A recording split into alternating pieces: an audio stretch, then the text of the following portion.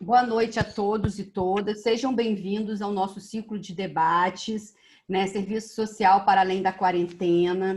Hoje é um ciclo de debate, né? Com 7 encontros. Hoje vai ser o nosso segundo encontro, que vai contar aqui com a participação, né? Da Anália Barbosa. O título do nosso debate de hoje é O cuidado em saúde mental no cenário da pandemia nos serviços da rede de atenção psicossocial. A Anália, gentilmente, né, vai estar conosco nesse momento.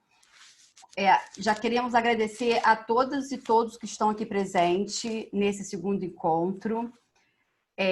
Ainda vamos ter mais 5 encontros, sempre às terças-feiras, às 18 horas, aqui na plataforma Zoom. Né? É uma atividade da disciplina Tópicos Especiais em Serviço Social, né? Então, assim, a gente está fazendo uma atividade de formato de aula aberta, então está aqui com a organização, né?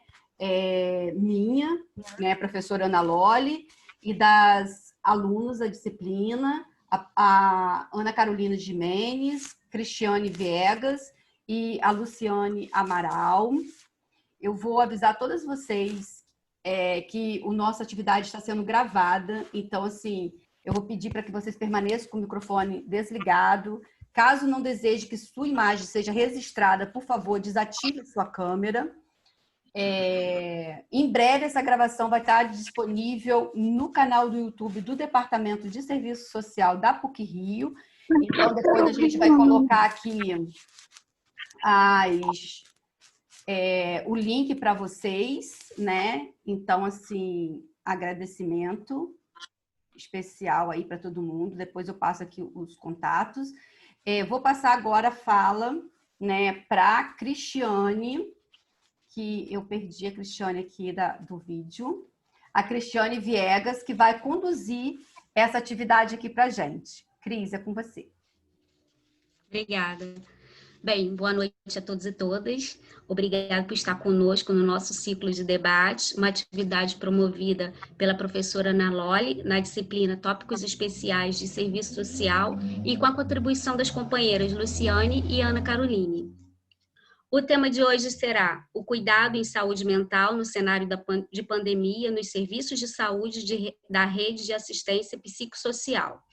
Para falar sobre o tema, nós temos a nossa querida Anália Barbosa, assistente social e coordenadora do CAPS UERJ, mestre em Serviço Social pela UFRJ e doutoranda em Política e Formação Humana pela UERJ. Lembrando a todos os participantes, né, para deixarem seu nome e e-mail para recebimento de certificado, e as perguntas podem ser feitas pelo chat em caixa alta. Desde já agradeço. Lembrando a querida Anália que ela terá mais ou menos 40 a 50 minutos para poder expor a fala e a apresentação, e desde já agradeço a todos. Obrigada. Quero primeiro agradecer a oportunidade, né? Enfim, o convite da professora Ana Loli, né? Departamento da PUC. Dizer que é um prazer poder estar aqui nesse momento, né, compartilhando um pouco com vocês a respeito de como a rede de atenção psicossocial vem se organizando no estado do Rio de Janeiro, principalmente no município do Rio de Janeiro.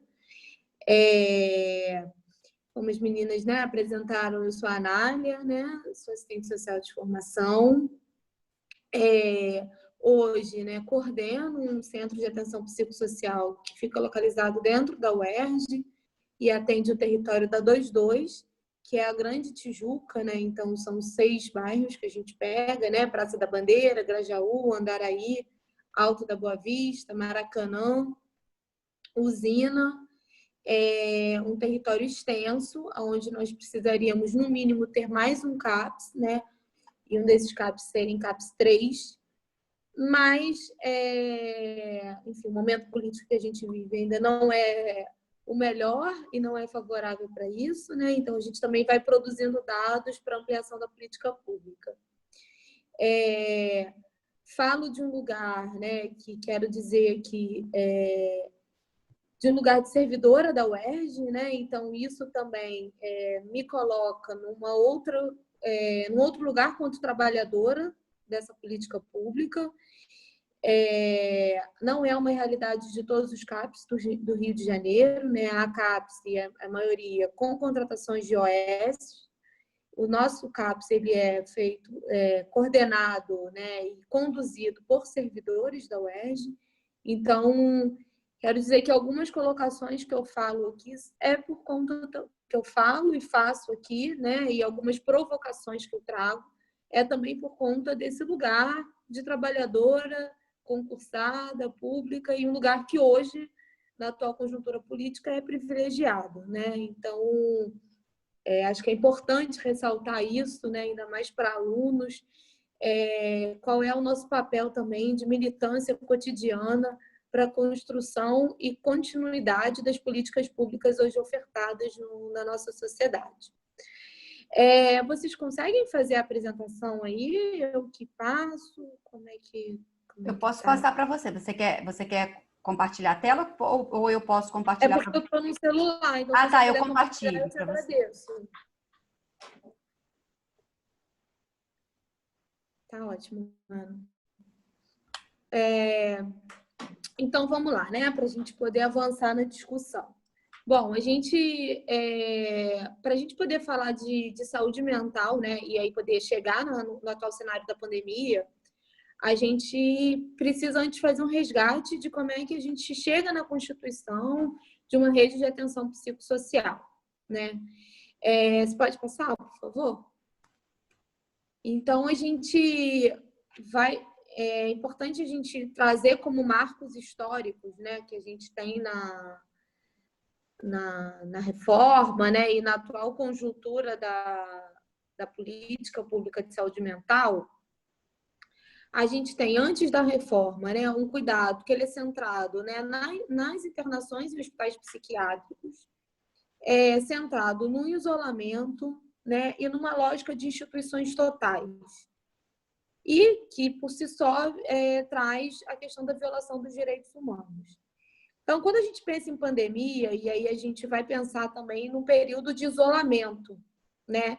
Então, assim, esse é o primeiro contraponto que eu queria trazer para vocês. Assim, né? A gente tem uma política de saúde mental atual, que ela pós-reforma, se configura numa política territorial, numa política que amplia a questão das práticas e dos saberes, né? Não mais centrada somente no saber médico, que corresponsabiliza o cuidado, ou seja, esse cuidado ele é institucional, mas ele também corresponsabiliza indivíduo, corresponsabiliza família, corresponsabiliza os vínculos afetivos que esse sujeito vai constituindo e corresponsabiliza o território, né? A gente tem uma política de saúde mental pós-reforma que ela vai privilegiar o cuidado no território, né? Esse é o privilégio, esse é o grande privilégio e a grande virada que a gente tem na reforma, que é esse cuidado territorial. Como que a gente potencializa o território que esse indivíduo está e se estabelece? E isso é colocado em xeque, né, em momentos, claro, né, de retrocessos da política, mas nesse momento atual de pandemia, a gente retorna com essa palavra do isolamento, né? Do isolamento social, começa com o afastamento social, né? E aí depois o isolamento. Então, como cuidar em saúde mental, aonde se privilegia e se pauta o cuidado pelo território e na vida, em um momento em que a gente tem uma sociedade com uma pandemia em que se está se configurando um isolamento social. Então, assim, essa é a primeira questão que eu quero deixar, né? E a gente vai retomar essa questão, como é que a gente tem se organizado enquanto campo da saúde mental para continuar estruturando e garantindo, dentro do que é possível, né, claro, numa pandemia, o cuidado no território. Pode passar, por favor.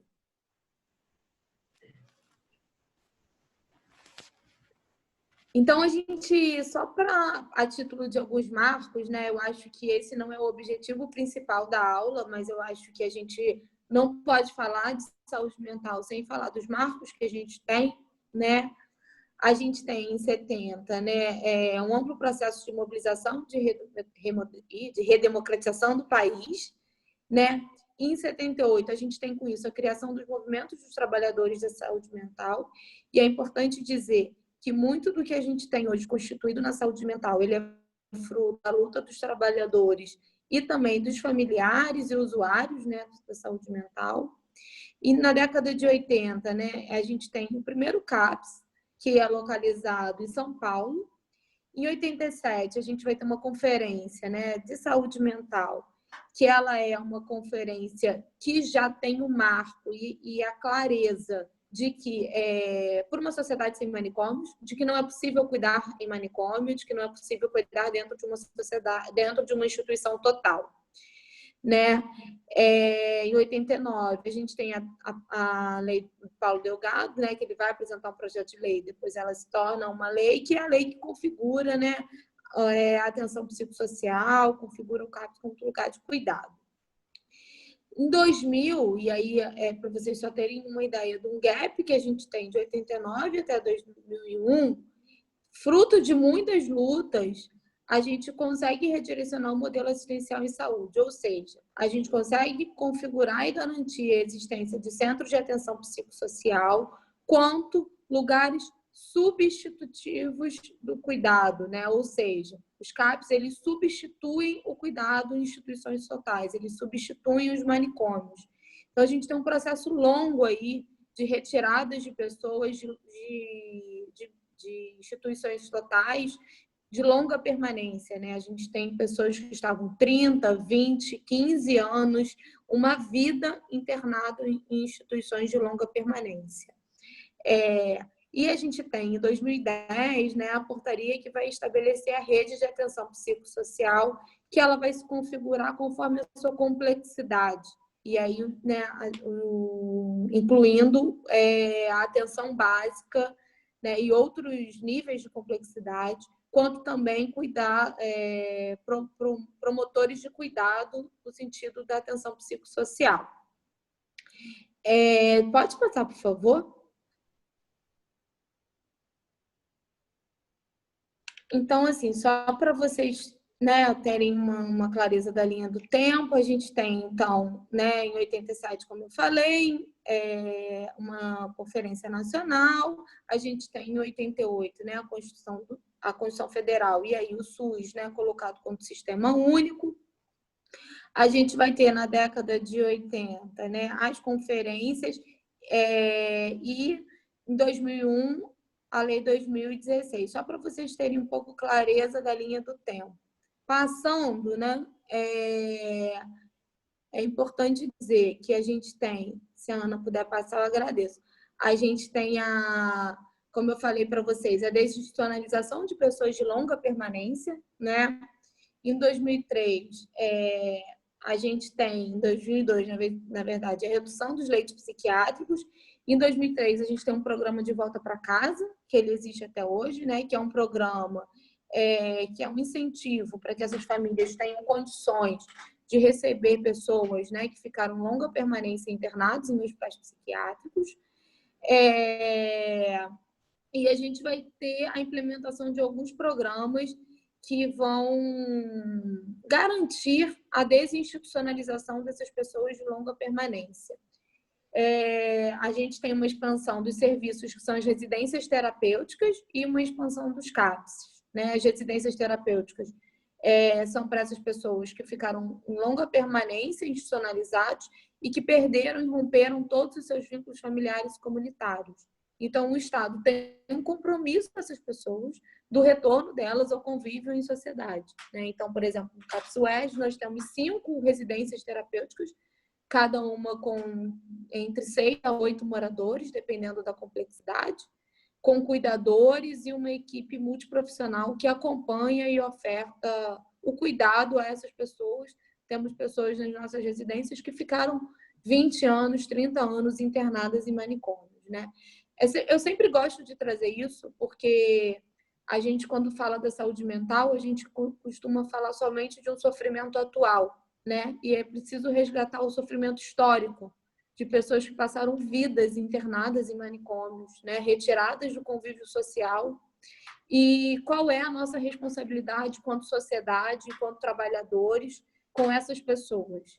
Né? Você imagina você ser retirado aos 10 anos de idade e só voltar a ter um convívio, ou só conseguir recuperar algum vínculo de algum amigo, de algum conhecido, aos seus 40 anos de idade, aos seus 50 anos de idade.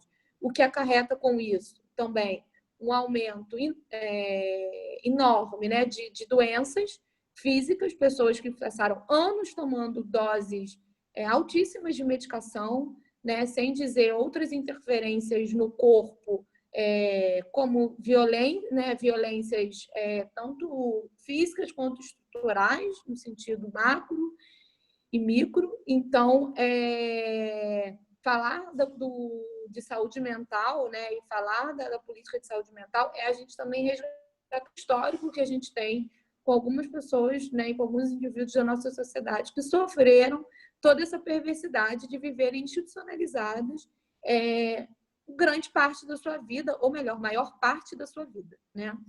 E isso vai afetar diretamente agora, no período de pandemia. Para vocês terem ideia, a gente teve o último dado que a gente tem, 13 pessoas moradoras de residências terapêuticas do Rio de Janeiro morreram, vieram a óbito nesse período de pandemia. Claro que muito por conta das suas comorbidades, né? Pessoas que, por alto uso de medicação em um longo período, apresentam outras comorbidades, como insuficiências cardíacas e outras questões. Então, a gente tem, quando a gente vai fazer um estudo, né, atual, pelo menos posso dizer, do CAPS-UERJ, com muita propriedade, a gente teve uma morte maior. Pode passar, Ana, pode deixar. A gente teve uma morte maior de pessoas residentes nas residências terapêuticas do que pessoas que estão no território e na vida. Porque quando essas pessoas estão no território e na vida, a gente consegue cuidar. Quando elas já trazem, né, uma carga histórica com muitas doenças, quando é atingido pelo vírus, já chega num grau que muitas das vezes já tem outras comorbidades que a gente não consegue atuar, né? Então, a gente teve um número de óbitos maior de pessoas residentes, pessoas com longas permanências em instituições totais, do que pessoas acompanhadas no CAPS, né? A gente, só um dado aí, né, que 12% da população necessita de algum atendimento em saúde mental, seja ele contínuo ou eventual. E aí é importante dizer que nesse período de pandemia se teve um aumento dos atendimentos no CAPS para atendimentos eventuais, né? A gente precisa sempre lembrar que o CAPS ele não é uma instituição total. Então, a gente tem porta de saída também nos CAPS, né? Aquele indivíduo que é acompanhado pelo CAPS não significa que ele vai ficar o resto da sua vida sendo acompanhado por nós. Até porque se a gente reproduz ou se a gente produz isso nesse indivíduo, a gente está dizendo novamente de uma instituição total. Se ele chega no CAPS e tem o CAPS como o provedor ou promotor de formas de cuidado e que ele depende do CAPS para estar na vida, a gente está sendo de novo uma instituição total, né? Sendo um CAPS, um manicômio de portas abertas. Então, a gente tem sim pacientes que vão precisar do apoio e do suporte do CAPS para estarem em vida ao longo de toda a sua vivência. Outras pessoas não. Outras pessoas vão precisar do CAPS em momentos pontuais da vida que precisam de um suporte maior e que depois podem estar sendo atendidos em outros espaços, né?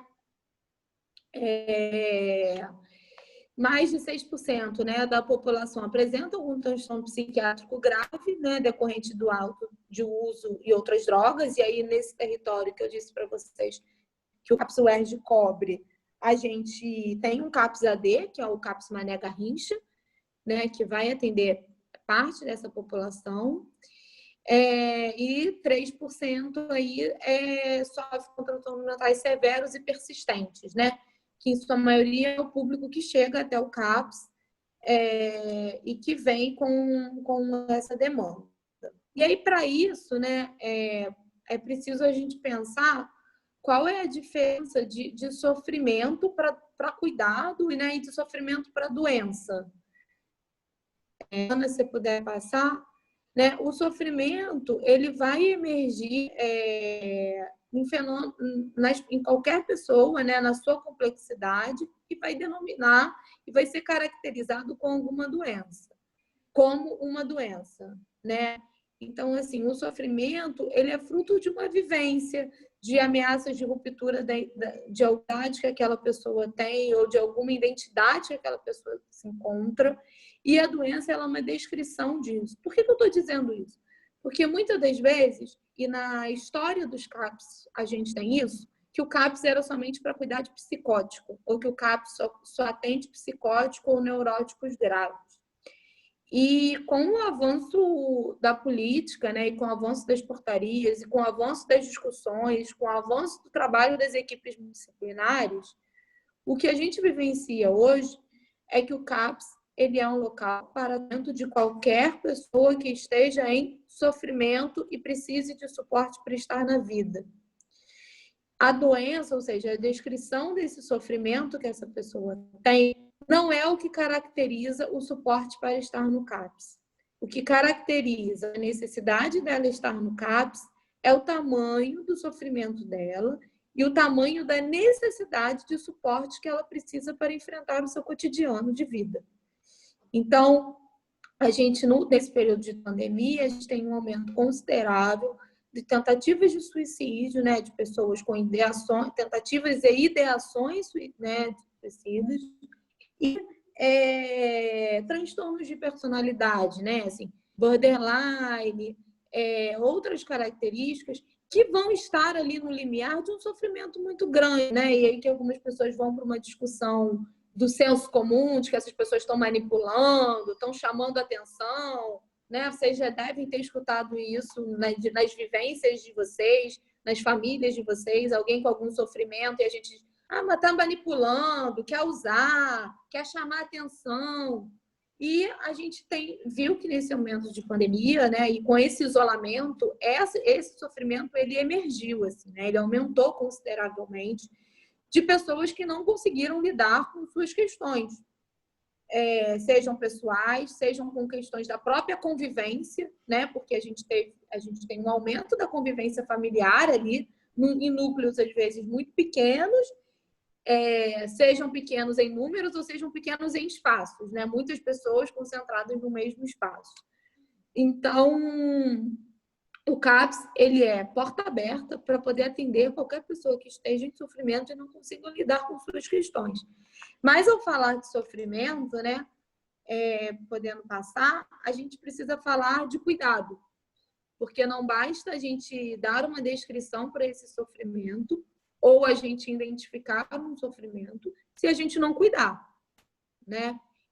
Então, a gente vai ter, né, nos CAPS, um cuidado que, como a gente costuma dizer, ele está basilado, né? Ele tem como base o acolhimento e a disponibilidade da oferta em receber a qualquer momento. Isso só é possível cuidar quando tem vínculo, né? Então, essa é uma primazia no trabalho dos CAPs, né? Poder constituir vínculos com aqueles sujeitos. E você só constitui vínculo com o tempo, né? Então, o CAPS, eles têm, né, um CAPS que eu coordeno é um CAPS 2, mas a gente tem CAPS 3, que são aqueles que funcionam 24 horas, né, com leitos de retaguarda para acolhimento noturno. A gente tem uma equipe multidisciplinar, então a gente tem psicólogos, psiquiatras, assistentes sociais, técnicos de enfermagem, cuidadores em saúde mental, administrativos, a pessoa da limpeza, todas essas pessoas são pessoas que são disponíveis à oferta de cuidado, né? E de constituição de vínculo. Então, a gente está falando de pessoas que têm sofrimento. E ninguém fala do seu sofrimento para alguém que não tem vínculo, né? Eu não chego ali, abro a minha porta e saio falando do meu sofrimento para qualquer pessoa que eu encontro no elevador do meu prédio. Então, para estar no CAPS, como profissional, a gente precisa ter tempo, a gente precisa ter disponibilidade. E isso parece uma coisa muito boba que eu estou falando, mas isso é muito importante, né? E a gente está falando para alunos, pessoas em formação. Então, a gente precisa saber também aonde a gente vai ter, qual é o nosso perfil, né?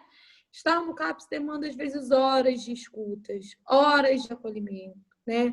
Atendimentos contínuos, até que aquela pessoa consiga dizer de algum sofrimento que ela apresenta. E aí, isso é muito difícil quando você pensa num período de pandemia, onde parece muito urgente, né? Tudo se torna urgente, tudo se torna para ontem. Então, os CAPs já vem elaborando, né, no sentido de um plano terapêutico singular, que é o que a gente chama de PTS, que cada indivíduo ali tem uma singularidade. Então, o PTS do Joãozinho, por exemplo, vai ser ir de segunda a sexta ao CAPS. Pode ser completamente diferente do PTS da Maria, que será ir de 15 em 15 dias ao CAPS, uma vez por semana.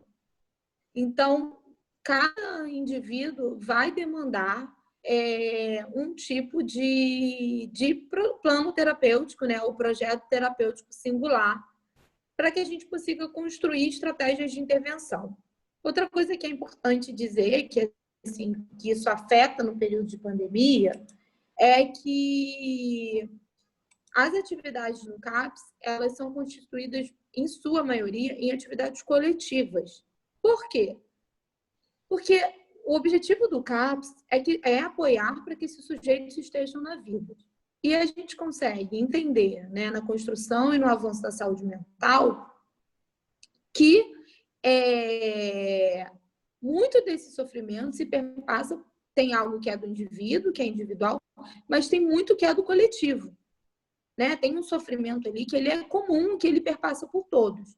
E, além disso, de como construir espaços para facilitar que essas pessoas estejam na vida. Por exemplo, uma pessoa que escuta vozes o tempo inteiro. Você imagina para alguém que escuta vozes o tempo inteiro estar no mercado como é difícil. Você está ali comprando, passando no caixa, ao mesmo tempo você está dialogando com a voz que você está ouvindo, e aí a pessoa não sabe se você está em surto, se tem que chamar SAMU, ou se você está bem. Não é um processo fácil, né?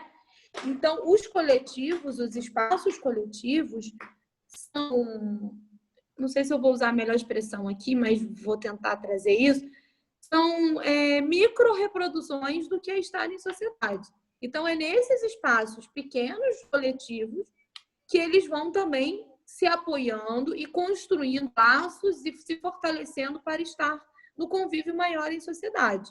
Então, eles trocam, né? Como é ouvir vozes, como um vai no mercado, como o outro vai, quais são as estratégias. Às vezes, nesses espaços que eles conseguem trazer questões e conseguem identificar que não são somente suas, o colega, o outro também passa por isso. Então, os espaços coletivos, eles também fortalecem essas pessoas para estar no convívio em sociedade. E com a pandemia, a gente teve que acabar com esses espaços coletivos, né? Agora, no CAPS, a gente voltou, no CAPS UERJ, com um espaço coletivo, mas ainda assim muito restrito, né, com todas as recomendações. Então, isso afetou diretamente o trabalho do CAPS, né? E aí vocês vão me perguntar, mas e aí, assim, tudo bem, acabou, né? E quais foram as estratégias que vocês encontraram para poder superar ou para poder dar continuidade a esses espaços coletivos, né? Então, assim, a gente tem algumas estratégias que foram criadas, e aí elas são fruto, né, algumas particulares do CAPS UERJ, e aí cada CAPS vai ter a sua particularidade, e outras fruto de discussões mais amplas com outros serviços de saúde mental. Então, por exemplo, no grupo de familiares do CAPS UERJ, eles criaram um grupo do WhatsApp chamado Grupo do Alívio, né? E eles se falam diariamente nesse grupo, trocam suas angústias diárias de como é estar convivendo com seus familiares, né? Que têm algum transtorno, algum sofrimento psíquico, que estavam, por exemplo, quase diariamente em CAPS e que agora tiveram que se deparar com eles em casa. Então, Esse foi um coletivo que foi formado no CAPS UERJ na pandemia, né? Um grupo de WhatsApp de familiares, um grupo de mútua ajuda, né? Que é fruto, né, daquele projeto do Eduardo Vasconcelos, né? Suporte de pares, que já acontecia no CAPS de forma presencial, mas para que não acabasse, eles construíram esse coletivo via WhatsApp. E as reuniões continuam acontecendo semanalmente, às sextas-feiras, às 14 horas. Os centros comunitários, né, de convivência criaram uma página no Instagram também, onde, né, o SECOIS, onde diariamente se tem oficina no Instagram. Então, as oficinas são diárias, acontecem no Instagram e os usuários podem ver das suas casas e assistirem de onde estiverem. Outra estratégia para se manter os espaços coletivos que foram criados foi poder fazer com que esses usuários mantivessem alguma comunicação entre eles. Então, ou eles mandam cartas entre eles, né, se comunicam por meio de cartas, fazem ligações entre eles. Então, os trabalhos dos CAPS têm sido conseguir, ao longo desse período, sustentar com eles esses espaços, com eles os usuários, o mínimo de um coletivo que foi criado ao longo de todos esses anos, e para que percam o convívio, né? Se o principal objetivo do CAPS é poder fazer esses sujeitos estejam no convívio social, se a gente retomar atendimentos individuais quanto prioridade de cuidado e retomar o isolamento com prioridade de cuidado, repito, a gente retorna à lógica das instituições totais, né? Que é o que a gente vem ao longo de todos esses anos tentando alcançar, né? Hoje, pode passar. Hoje a RAPS, né, ela vai se configurar desde a atenção básica em saúde, né? Então, a gente tem as unidades básicas de saúde, a gente tem os NASFs, né? Que são os núcleos de apoio de saúde da família, o consultório de rua e o centro de convivência e cultura. Então, assim, é importante entender que a rede de atenção psicossocial, ela não é só o CAPS ou só o hospital psiquiátrico. Ela tem diversos serviços e diversas unidades que foram pensadas para dar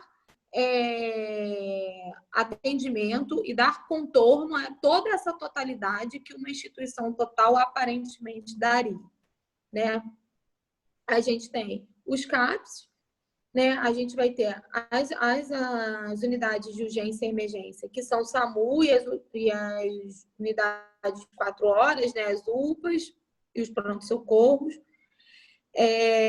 A gente tem as UAS, que são as unidades de atenção residencial de caráter transitório, em maioria para aquelas pessoas que fazem o uso abusivo de alguma substância psicoativa e não conseguem ainda estar no território, então é uma unidade transitória, ela não é uma residência, ela é transitória, ela para poder dar suporte a essas pessoas se organizarem para conseguirem estar na vida de forma mais autônoma, né? A gente tem aí quanto saúde mental, um projeto, né, de fechamento, de fato, dos hospitais psiquiátricos e poder pensar nos leitos de retaguarda em hospital geral. Então, por exemplo, hoje a gente já tem leito de retaguarda no Rio de Janeiro, no Serre Leblon, em Santa Cruz. A gente vai configurando, né, os espaços que não são mais internações longas, são somente para o momento da crise. Então, eles são leitos de retaguarda em saúde mental em hospital geral. Então, assim como você tem uma enfermaria ou um leito de retaguarda infantil no hospital geral, você tem um leito de retaguarda de saúde mental no hospital geral. Isso exatamente para evitar as internações de longa permanência. Porque a gente sabe que quando o sujeito entra no hospital psiquiátrico por uma internação, a alta não é simples. Você dizer que ele está bem, muitas das vezes não é bem psicamente, ou seja, bem no sentido da doença, às vezes não é suficiente para aquela família, não é suficiente para o indivíduo poder constituir que ele retorne para casa e seja acompanhado pelo CAPS. Então, é muito difícil fazer porta de saída de hospitais psiquiátricos, né? Então, os leitos de mental em hospitais gerais, eles são pensados exatamente como somente uma retaguarda para o momento da crise. Superada a crise, a continuidade do acompanhamento e a responsabilidade do tratamento e do acompanhamento são dos CAPS, dependendo da sua complexidade.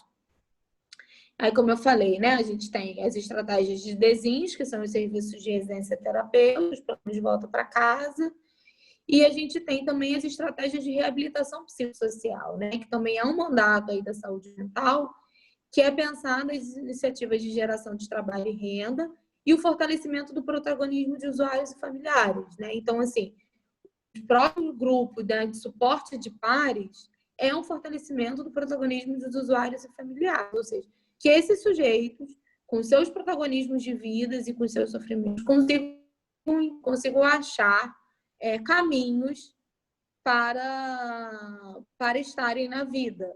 Porque muitas das vezes se entra num lugar que o nosso saber técnico é que conduz essas estratégias. E a reabilitação psicossocial traz como normativa, traz como prerrogativa que esses sujeitos possam ter o protagonismo nos seus cuidados e possam apresentar caminhos e que não somente o saber técnico que conduz um cuidado em saúde mental, né?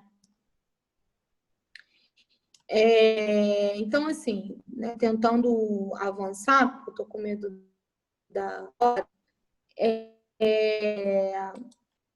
o que eu queria poder trazer também para vocês, se a Ana puder descer o slide, a gente não é todo caso, né, que ele é um caso para CAPS. Né? Como eu falei para vocês, depende do transtorno e depende do sofrimento que aquele sujeito apresenta. Então, a importância de entender a atenção primária, ou seja, as clínicas de família, como um lugar privilegiado de cuidado.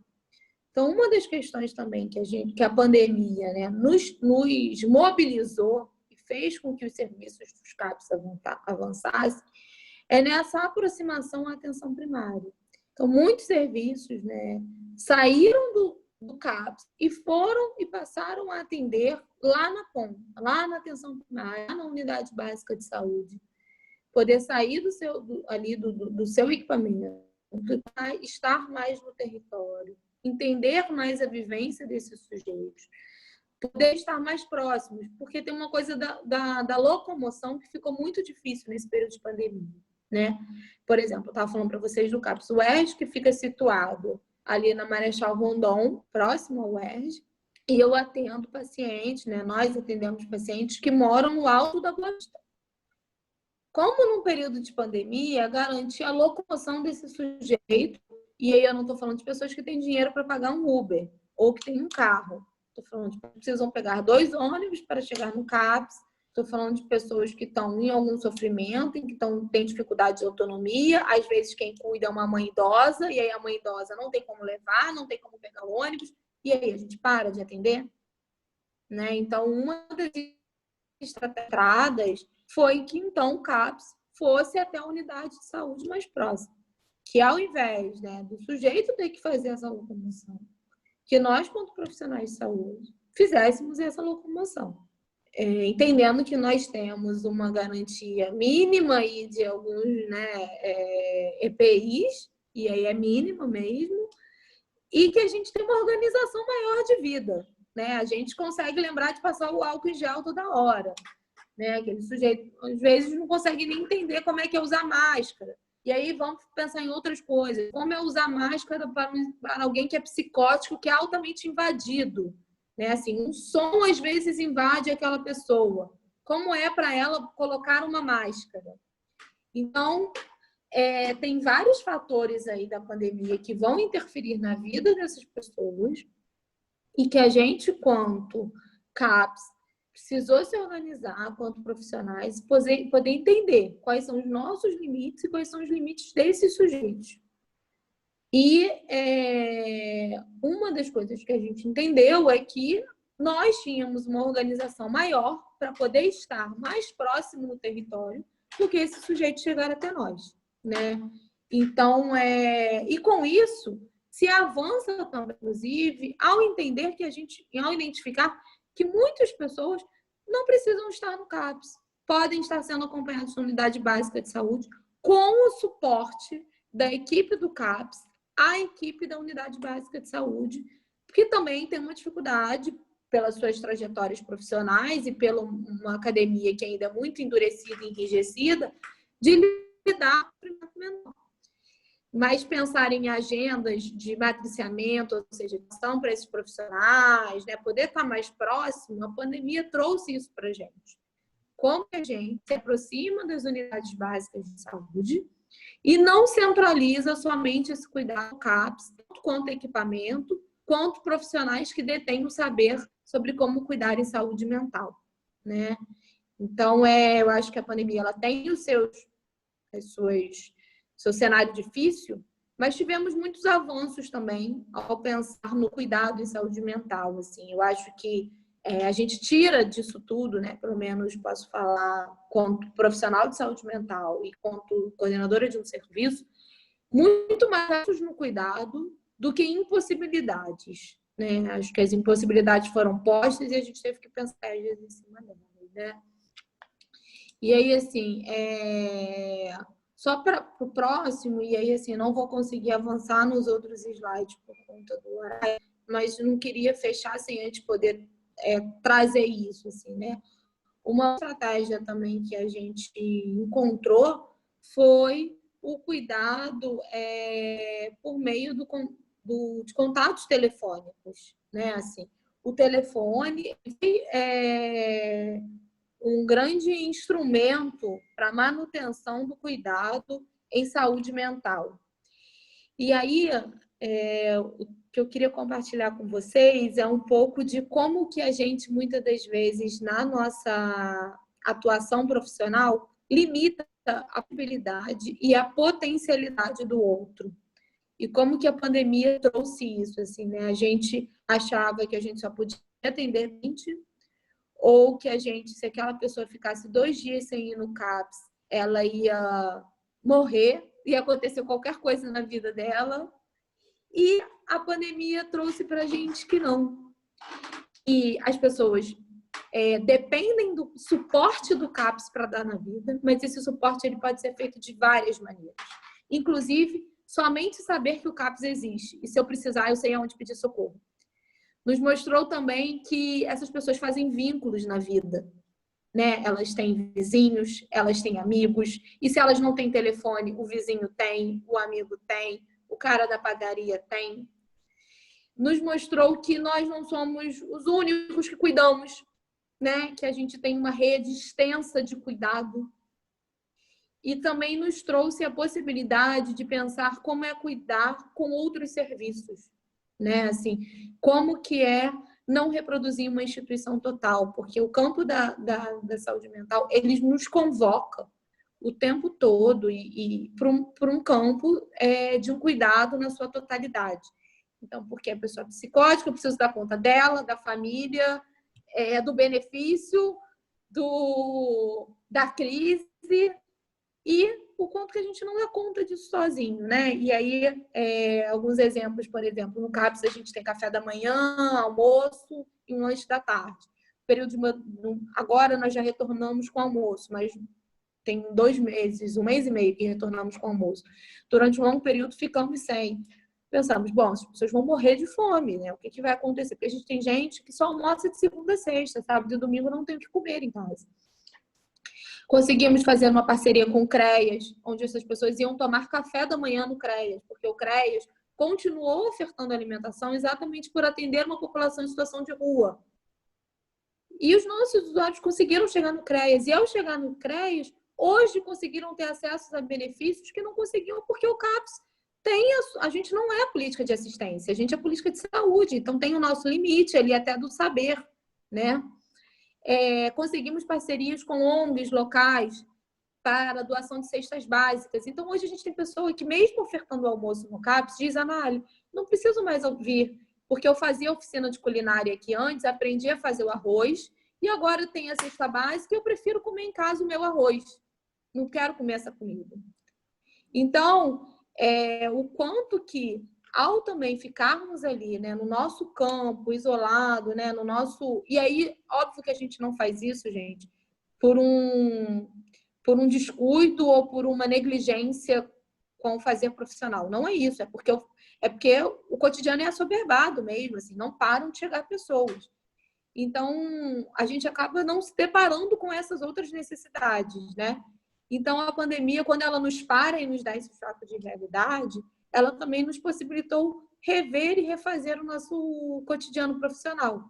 E aí isso abriu, né, outras possibilidades no dia a dia. E eu acho que o desafio agora que está posto é a gente sustentar isso.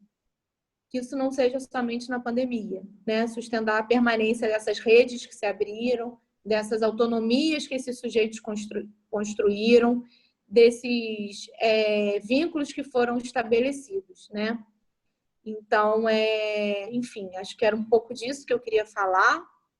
Desculpa se ficou uma fala um pouco corrida, com muitas informações, mas acho que, enfim, consegui um pouco passar do que eu queria e acho que agora a gente abre um pouco para as perguntas, é isso, né?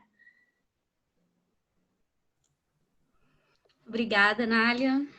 E agora a gente vai para as perguntas. Quem tiver alguma pergunta, alguma colocação.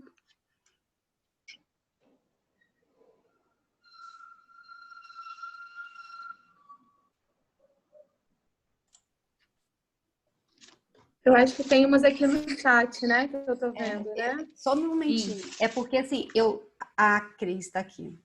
Cris, então é contigo aí. Uhum.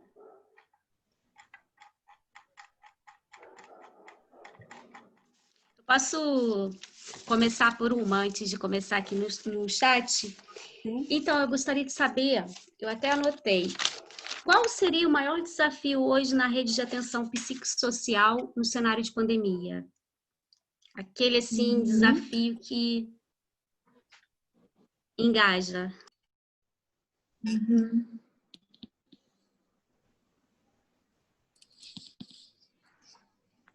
Você quer fazer um bloco de perguntas ou você quer que eu vá respondendo uma a uma? Do jeito que você achar melhor, por mim.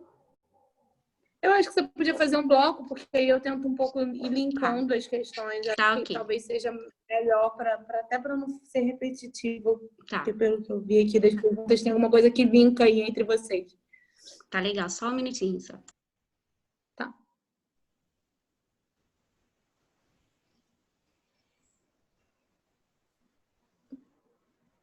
Mas posso ir respondendo essa. Quer que você eu vai fale, se organizando aí. Cris?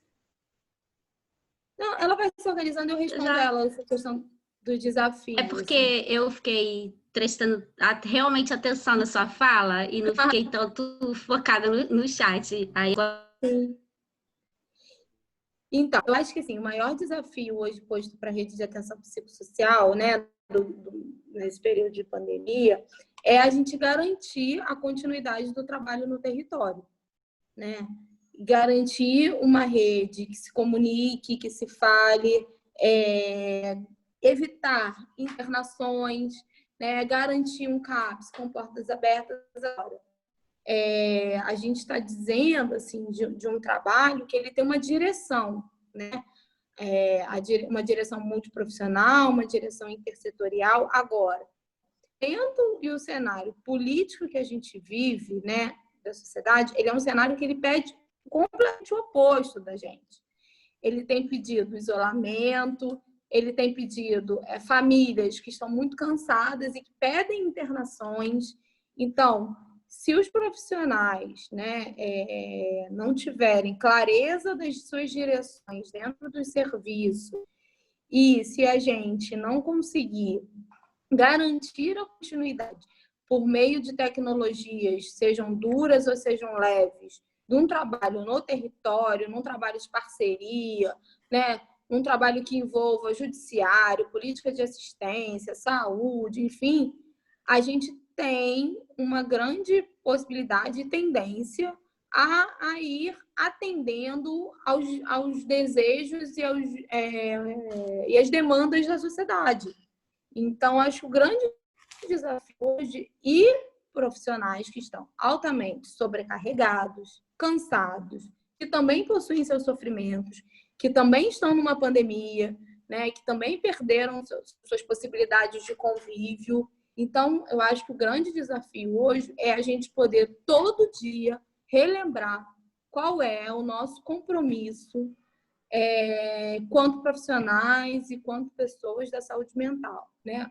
Que é poder cuidar em sociedade, cuidar na vida, cuidar em vida.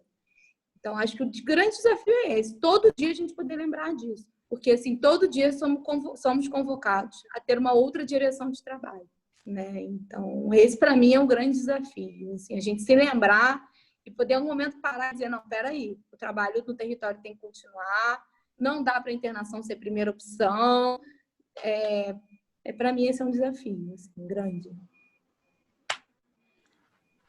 Anália, tem uma outra pergunta aqui, que é: a equipe CAPES UERJ já cogitou a utilização no período pós-pandemia de alguma das ferramentas tecnológicas, né, computador, telefone, etc., utilizadas remotamente no período atual, tendo em vista o grande volume de atendimentos diários? Então, a gente cogita alguma possibilidade de manutenção, sim, assim, um que a gente tem certeza é a manutenção e a continuidade desse grupo de familiares por meio desse grupo do WhatsApp, né? Assim, isso para a gente já está posto pós-pandemia. Agora, os atendimentos por telefone, eles têm os seus limites também, né? A gente não atende por telefone, a gente acolhe por telefone, né? Porque chega um momento que você precisa vir, ou eu vou ter que ir até você, tem um limite. Então, assim, o que a gente cogita de possibilidade hoje de manutenção de algum dispositivo utilizado foi desse grupo de familiares criados. Os demais instrumentos, a gente entende que a gente precisa valorizá-los. Talvez a gente valorizasse eles menos, né? E eles são importantes. Às vezes, uma acolhida no telefone acalma um familiar, evita uma internação, possibilita com que aquele sujeito que está um mês sem um CAPS, ao você acolher por telefone, ao ouvir sua voz, ele consiga chegar até o CAPS. Então, acho que o que modifica não é usar esses instrumentos de cuidado, mas é valorizá-los como também possibilidades de cuidado. Tem mais uma pergunta aqui, Anália, é que alguém pediu para que você comentasse sobre o coletivo que criaram pelo WhatsApp com os familiares em tempos de pandemia e se a equipe pensa em mantê-lo no pós-pandemia. Sim. Então, esse coletivo, né, ele é um coletivo de suporte de pares, de autoajuda. E ele tem um membro da equipe que está no WhatsApp somente para poder esclarecer dúvidas. Assim, o serviço abre hoje, que horas abre? A gente não tem nenhuma interferência sobre o que eles colocam, sobre o que eles opinam. É um espaço de suporte de pares mesmo. Então, eles falam entre eles e encontram estratégia entre eles. Esse grupo já acontecia presencialmente, quinzenalmente no CAPS. Com a pandemia, eles decidiram passar esse grupo para um WhatsApp e manter esse contato. E foi um grande suporte diário para eles. Assim. Eles se falam diariamente, se comunicam diariamente. Inclusive, quando algum deles identifica que liga para o CAPS e diz, olha, acho que precisa ligar para a mãe de fulano ou para fulano, porque no grupo diz que não está bem, então fique atento. Então, assim, foi um grande gosto. Assim, eu sou fã, falo dele em todos os lugares. Ele tem, né, duas profissionais que são do suporte de pares, que são as facilitadoras. Elas também são familiares, mas são familiares de usuários de um outro CAPS. Então, elas também têm um sofrimento e, por isso, são facilitadoras nesse grupo. Esse grupo ele tem uma metodologia. Essa metodologia ela é escrita, né, aqui no Brasil pelo professor Eduardo Mourão de Vasconcelos. Quem tiver interesse, tem todo o material sobre suporte de pares. No CAPS, a gente tem tanto de familiares quanto de usuários, mas o que construiu o grupo do WhatsApp foi de familiares. E que, com certeza, vai existir pós-pandemia. Esse é um grupo que fica para a vida, né? E que tem rendido ótimos frutos, assim, possibilidades de trabalho e de cuidado. Tem mais uma questão aqui. Eu acho que tem alguma pessoa com o áudio aberto. Então, tem uma pergunta aqui. Em relação à população de rua, usuários do CAPS, quais as estratégias adotadas para dar continuidade ao atendimento nessa pandemia, já que, em sua maioria, eles não têm suporte ou vínculos familiares?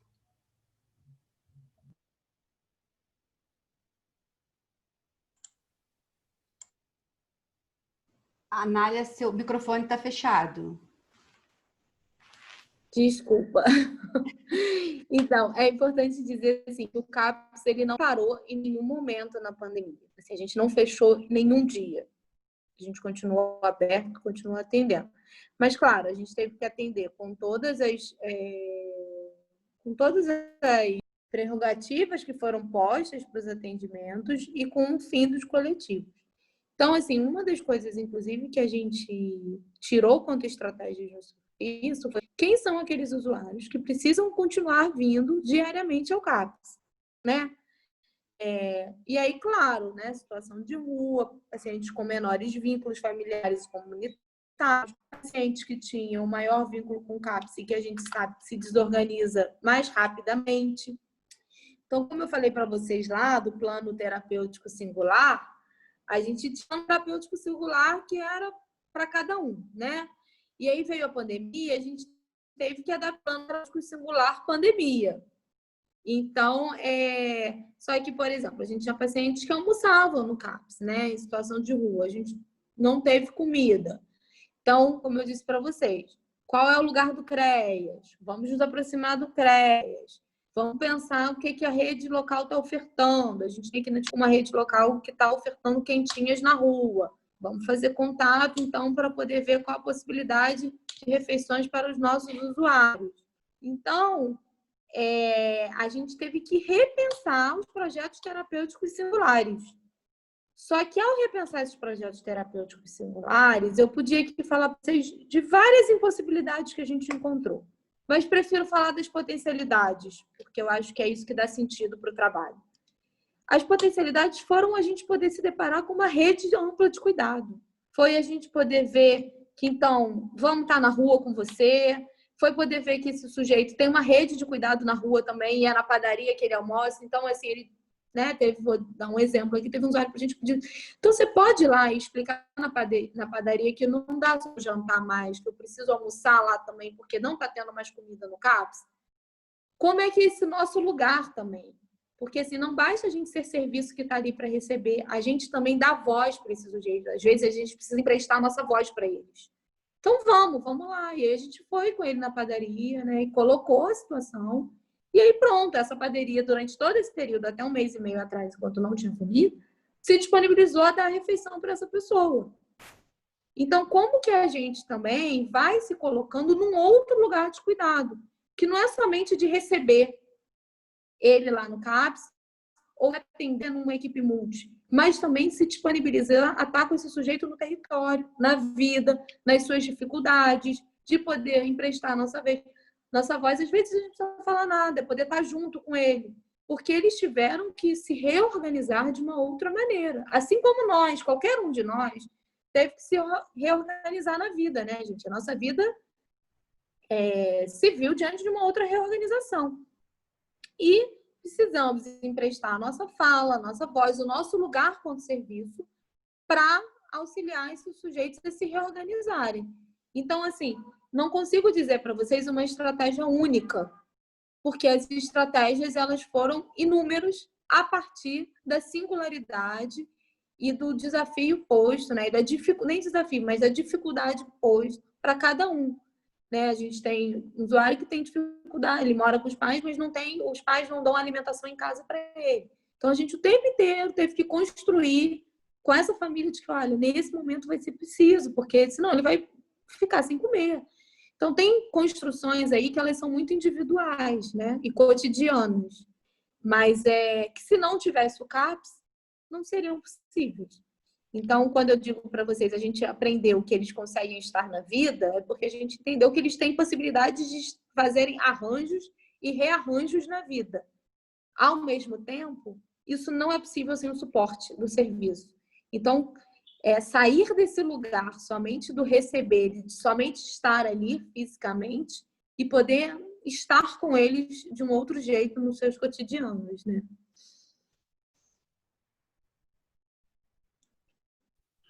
Bem, tenho mais uma pergunta e tem uma questão também que eu acredito que é mais uma reflexão que alguém colocou aqui, que eu vou ler para você.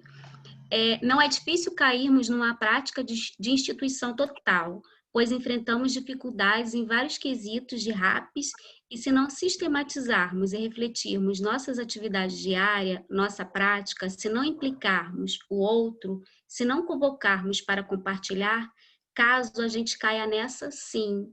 Acho que é uma reflexão também, né, para a gente poder pensar a complexidade também, né, de toda essa questão. Sim. E uma pergunta também que nós gostaríamos de saber é quais os desafios do serviço social no CAPS em tempos de pandemia? Uhum. Então, eu acho que, assim, primeiro tem o desafio do serviço social de estar no CAPS, qual é a nossa função ali, né, profissional e ao compor essa equipe multidisciplinar, né? Então, a gente está num campo onde o campo psi, né, ele é um campo muito forte. Então, a gente o tempo inteiro precisa sair desse lugar, do olhar da subjetividade, né, desse lugar do individual e poder trazer essas questões como questões macros e questões políticas, né, econômicas e societárias. E nesse período de pandemia, né, os desafios postos para o serviço social, né, a partir da minha vivência, a partir das minhas leituras, né, e do que eu tenho escrito, compartilhado, enfim, é poder o tempo inteiro, né, na equipe multi, ser o profissional que traz essa conjuntura política, né, que traz essas questões coletivas, que assim, porque a gente estava falando aqui de população em situação de rua, né? O que é sentir fome, né? E aí, para alguns, o sentir fome vai cair numa subjetividade, o que a pessoa está passando fome, por que ela passa fome, o que isso está vinculado ao transtorno dela. E a gente, do nosso campo, tem algo que é político, né? Estar passando fome, ele é concreto, a pessoa está sentindo fome. E o aumento de desemprego nesse período de pandemia, e o aumento de famílias em situação de rua, a diminuição da rede de suportes na rua, né? O que é ser um serviço com uma rede intersetorial? O que é sair do nosso campo e poder estar na rua? Então, acho que para o serviço social fica o desafio de, nas equipes multi, poder o tempo inteiro trazer essa dimensão política e essa dimensão da intersetorialidade do trabalho. Não somente um trabalho multiprofissional, mas um trabalho também intersetorial. Então, que é um campo que nos cabe e que a gente tem muito conhecimento, né? Então, a gente poder o tempo inteiro trazer isso para a equipe, relembrar isso à equipe, nos faz poder trabalhar para além de um campo da subjetividade, é poder entender que esse indivíduo ele compõe uma sociedade, ele compõe um grupo, ele compõe uma família e que tem algo que está posto hoje no campo político societário.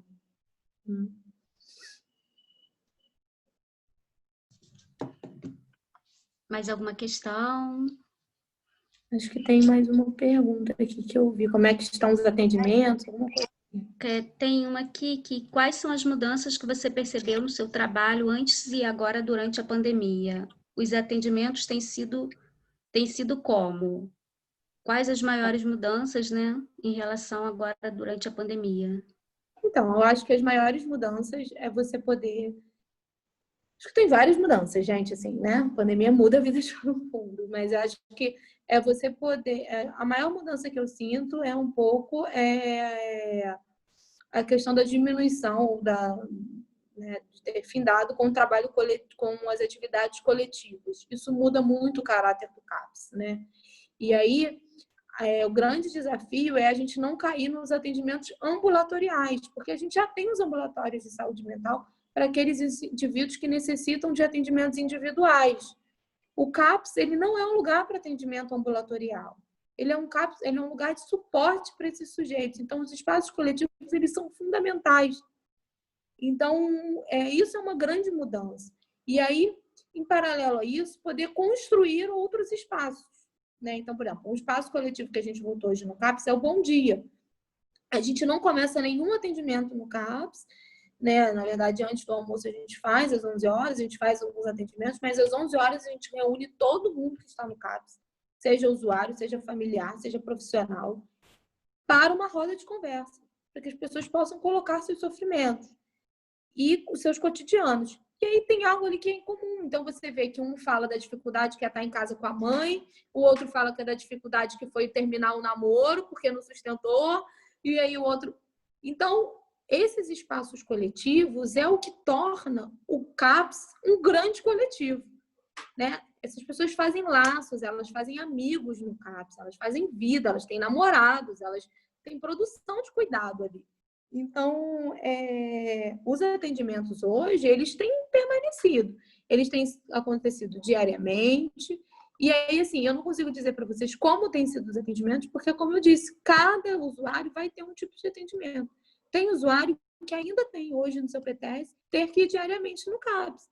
Tem usuário que vai 3 vezes por semana. E aí fica lá, às vezes vai no CAPS.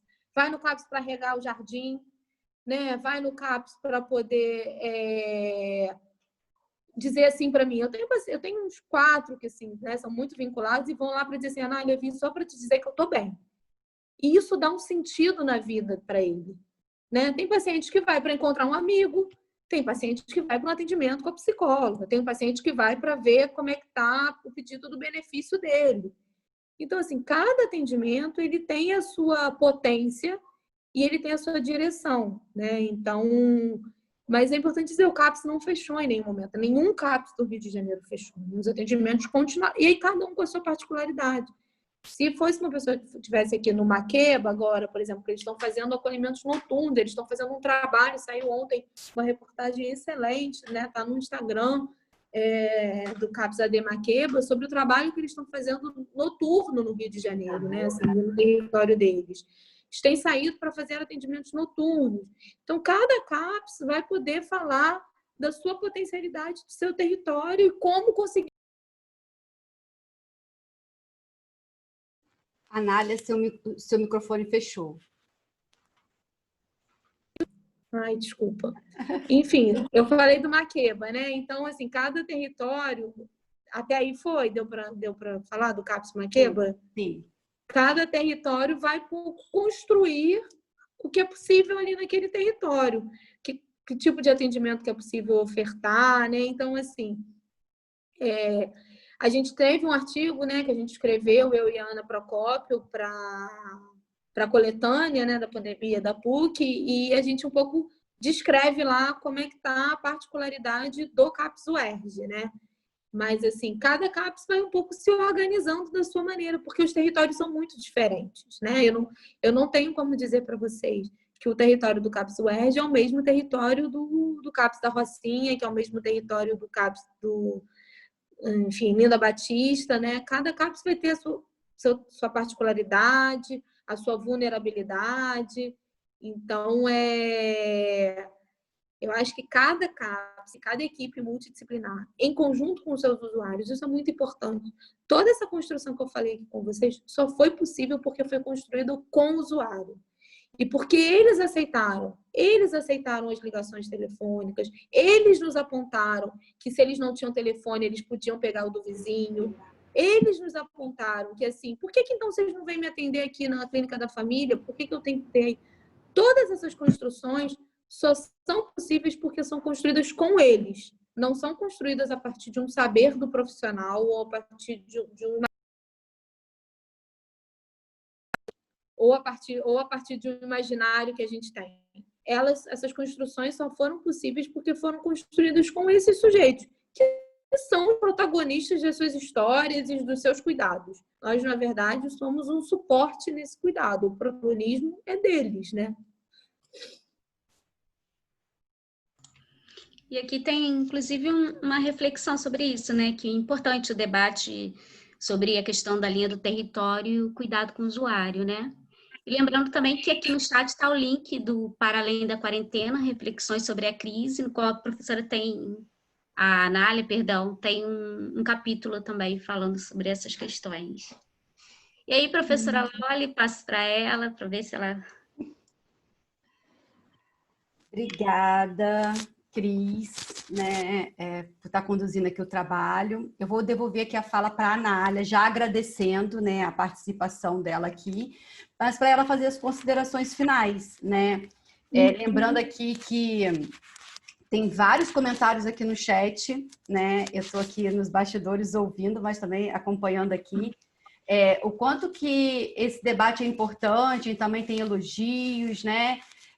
Várias colocações. Eu acho que é um tema instigante para a gente nesse momento de pandemia, né? Discutir essa questão da saúde mental, pensando até na fala mesmo da Anália, que trouxe para a gente aqui essa questão do... eu acho que tem alguém com o microfone ligado, eu vou pedir a Carol, mas a Lu, para poder tomar conta ali para mim, fazendo um favor. Essa questão do sofrimento, essa questão do cuidado, mas ela também falou dessa questão dessas tentativas e ideações de suicídios, né? E o quanto que essa questão fica muito evidente, e ficou muito evidente nesse período da pandemia. Então, assim, eu acho que é um tema muito importante para a gente poder estar debatendo, não só agora, né, dentro desse ciclo de debate que é serviço social em tempos de pandemia, mas também em todo momento, né? O quanto que pensar esse sofrimento é importante, porque o sofrimento, né, tem essa questão do plano do invisível, é do subjetivo, como a Anália traz, e é muito importante para a gente poder entender o outro, compreender o outro, e o quanto que o CAPS não fechou, né, durante a quarentena, e os profissionais estavam lá na linha de frente atuando. Então, assim, tanto a fala da Anália, que foi maravilhosa, né, quanto o texto que ela produziu, que está aqui no e-book, está aqui no link, né, é um e-book gratuito, a gente disponibilizou aqui no chat para vocês, é muito interessante para a gente poder tá acompanhando esse debate, né? Eu vou passar aqui para a Anália, para ela fazer suas considerações finais, né? Eu me perdi aqui, mas vamos ver se ela está aqui. Anália, é contigo para você. Então, gente, assim, primeiro, mais uma vez agradecer, né, essa oportunidade, dizer que, assim, enfim, esse tema poder discutir saúde mental é o que me move, é o que me dá prazer, é o que me dá... Então, assim, eu sou apaixonada por isso, eu falo disso com muito, muito prazer, assim, né? Tá? Estar nesse cotidiano, ele me traz muitas possibilidades de trabalho, assim, né? A gente não vive e não viveu essa pandemia de forma fácil, né? Assim, quero poder falar e agradecer aos trabalhadores do CAPS UERJ, assim, que são pessoas aguerridas e que se colocaram na linha de frente, e aos trabalhadores dos CAPS do Rio de Janeiro, né? A Ana fala desse aumento das tentativas de suicídio, isso aconteceu, e a gente vai precisar em algum momento parar e olhar para isso, né? Assim como a gente tem um aumento de chegada de casos nos CAPS, e eu acho que isso não fala de agora, né? Isso fala de um processo histórico, né? Isso fala do que a gente está vivendo, e que a pandemia ela intensifica isso, né? E o e-book traz artigos falando muito disso, né? Desses momentos, desses processos históricos. Acho que a gente, quanto assistente social, né, tem algumas prerrogativas e alguns passos importantes, né? Então, a ficha do SINAM, que é a ficha de notificação, né, das tentativas de suicídio, de violências domésticas ou de outras violências, elas são importantíssimas para a gente pensar política pública. Então, tudo isso vai também, né, nos caracterizando quanto um campo que tem suas potências, suas dificuldades e que precisa ser ampliado no momento em que se discute a diminuição de casos, né, e o aumento de comunidades terapêuticas. Então, me coloco à disposição para a gente poder fazer esses debates de forma mais ampla, com mais calma também. Me coloco disponível para quem quiser trocar, para quem quiser um dia ir conhecer o CAPS, né? O CAPS é um serviço de porta aberta. Aí, Nália, fiquei muito curiosa, queria muito passar um dia para entender como é que é isso. Meu e-mail está aí, a gente pode trocar. Ana, se quiser pensar um grupo aí de alunos, enfim, a gente está numa pandemia, mas eu acho que a potência do trabalho ele continua, né? Então, é um prazer poder estar aqui, poder ampliar também a minha rede, poder dizer que a gente continua, gente, assim, cuidando, né? Então, estou super disponível e obrigada mais uma vez. A gente que agradece.